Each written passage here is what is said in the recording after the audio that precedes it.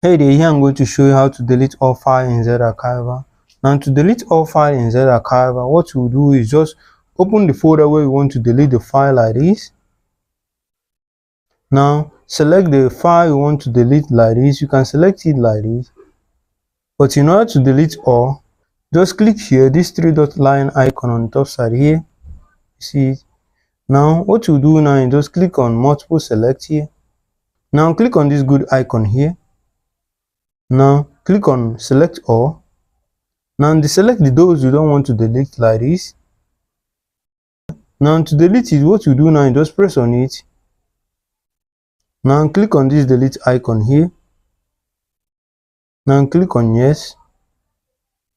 Now wait for it to delete.